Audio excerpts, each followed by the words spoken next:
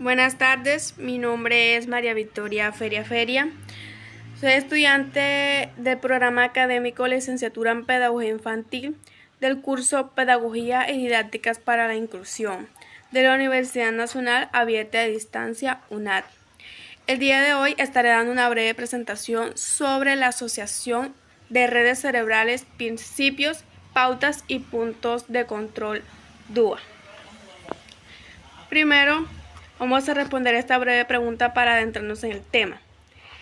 ¿Qué es el DUA? Bueno, el DUA o Diseño Universal de Aprendizaje es un modelo que tiene como objetivo reformular la educación proporcionando un marco conceptual junto con herramientas que faciliten el análisis y evaluación de los diseños curriculares y las prácticas educativas, para identificar barreras al aprendizaje y promover propuestas de enseñanza inclusiva. Seguimos con el tema redes cerebrales. Aquí observamos 3 redes cerebrales, las cuales son redes afectivas, redes de reconocimiento y redes estratégicas. Las redes afectivas son especializadas en asignar significados emocionales en las tareas. Están relacionadas con la motivación y la implicación en el propio aprendizaje. En la práctica, estas redes están influidas por los intereses de las personas, el estado de ánimo o las experiencias previas. Las redes de reconocimiento son especializadas en percibir la información y asignarle significados. En la práctica, estas redes permiten reconocer letras, números, símbolos, palabras, objetos, además de otros patrones más complejos, como el estilo literario de un escritor y conceptos abstractos como la libertad. Y por último, las redes estratégicas. Son especializadas en planificar, ejecutar y monitorear las tareas motrices y mentales. En la práctica, estas redes permiten a las personas desde sacar un libro de una mochila hasta diseñar la estructura y la escritura de un comentario de texto. Aquí vamos a iniciar por la primera red cerebral, que es redes afectivas, la cual proporciona múltiples formas de compromiso. Bueno, las redes afectivas se encuentran en la parte central del cerebro. Aquí la pregunta es ¿por qué se aprende? Dentro de las características a destacar está que el estudiante debe involucrarse, tener autonomía, tener confianza en sí mismo, que haya un feedback y que además pueda reflexionar.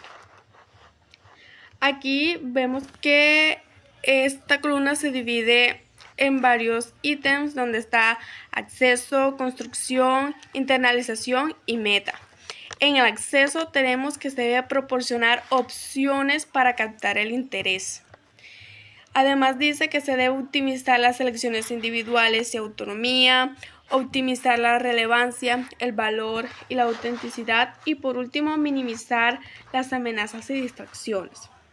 Bueno, aquí se debe proporcionar un ambiente favorable en el aula para que los alumnos se sientan cómodos y seguros. Además, el docente debe crear vínculos, escuchar, aceptar y conocer los talentos de cada estudiante. Seguimos con la construcción, que se debe proporcionar opciones para mantener el esfuerzo y la persistencia. Primero, se debe resaltar la relevancia de metas y objetivos, variar las demandas y los recursos para optimizar los desafíos y promover la colaboración y la comunicación. Y por último, aumentar la retroalimentación orientada a la maestría. Bueno, aquí el docente debe ofrecer una adecuada retroalimentación, crear un clima en el aula donde el error sea bienvenido y emplear trabajos en equipo para fortalecer las relaciones entre todos los estudiantes y así mejorar la convivencia. En la internalización se debe proporcionar opciones para la autorregulación, promover expectativas y creencias que optimicen la motivación, facilitar habilidades y estrategias para enfrentar desafíos y desarrollar la autoevaluación y la reflexión. Aquí el docente debe impartir clases memorables que promuevan aprendizajes más duraderos, donde la motivación, la sorpresa y la alegría jueguen un papel importante. Y en la meta tenemos que se deben formar aprendices expertos, decididos y motivados. Seguimos con la segunda red cerebral, que es redes de reconocimiento, donde se proporcionan múltiples formas de representación. Las redes de reconocimiento se encuentran en la parte anterior del cerebro. Aquí la pregunta es el qué del aprendizaje. A los alumnos les debe llegar la información clara de lo que va a aprender y que el contenido sea accesible para aprender. Las características que más sobresalen son que el alumno pueda identificar la información, ya sea en formato de sonido, imagen o video, para que se puedan crear patrones de reconocimiento. En el acceso se deben proporcionar opciones para la percepción. Además, se deben ofrecer formas para personalizar la visualización de la información, ofrecer alternativas para la información auditiva y, por último, ofrecer alternativas para la información visual. Bueno, aquí el docente el docente puede emplear en el aula de clase imágenes, videos, canciones, películas con el fin de fortalecer el aprendizaje de sus estudiantes y que así puedan aprender de una manera didáctica el tema que están tratando. En la construcción se debe proporcionar opciones para el lenguaje y los símbolos. Aclarar el vocabulario y símbolos, aclarar sintaxis y estructura, apoyar la decodificación de textos, notaciones matemáticas y símbolos, promover la comprensión de diferentes lenguas y, por último, ilustrar a través de múltiples medios. Aquí el docente se basa en recursos didácticos, más que todo literarios, los cuales puede emplear libros, cuentos, fábulas y narraciones. Tenemos la internalización, donde dice que se debe proporcionar opciones para la comprensión. Activar o proporcionar conocimientos previos, destacar patrones, características fundamentales, ideas principales y relaciones entre ellas. Guiar el procesamiento, visualización y manipulación de la información. Y por último, maximizar la transferencia y la generalización de la información.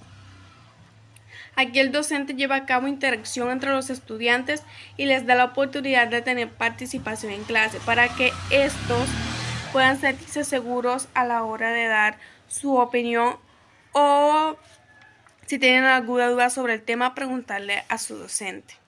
Y como meta, se deben formar aprendices ingeniosos y conocedores.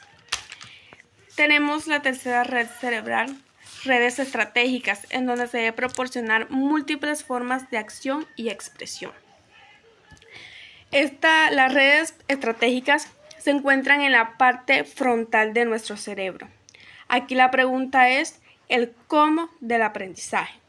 Aquí se mira cómo se construye el aprendizaje.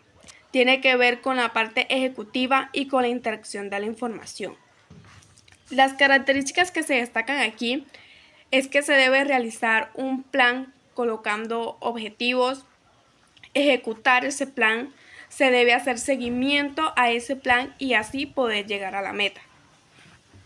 En el acceso se debe proporcionar opciones para la acción física, variar los métodos de respuesta, navegación e interacción, optimizar el acceso a herramientas tecnológicas de asistencia. Bueno, aquí el docente se basa en emplear juegos físicos que necesiten ciertas estrategias. También se pueden utilizar juegos de mesa, rompecabezas, crucigramas, etc.